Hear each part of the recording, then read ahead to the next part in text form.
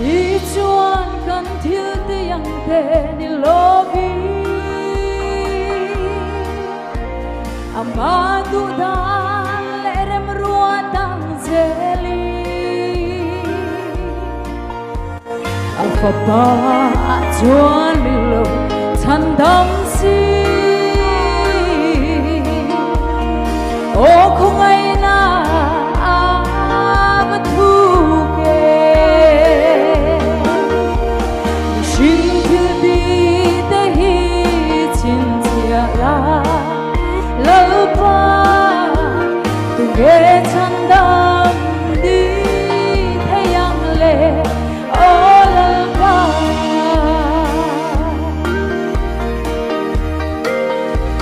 na thong klava pathian po ngày sắc lâu thiam chan tir tu ring zo karin na chu ama fel arwa anisia avama ke lalpa mangai na chu ke malam kahan in en hian lalpa en mareng hi mutura om silo ma se krista lam chau ka thir le chua vel phong kim ma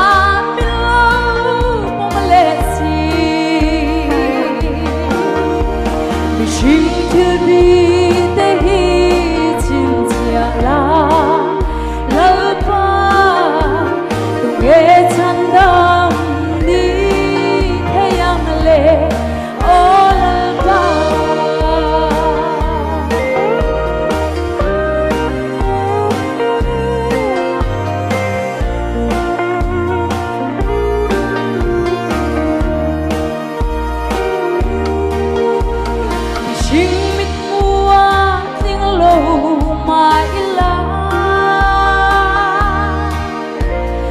Suang Krista karina vanga lalpan tinga milolo pong vechuani katam chu chu togreng to ani Krista ya than turdang enge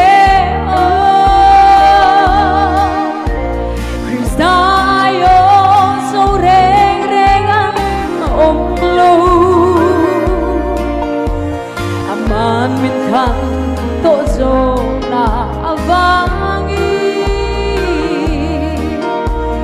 ama chong chu ka ring lo the si lo shin thil di te hi chin tia la lalpa tu ge chandam di thayang le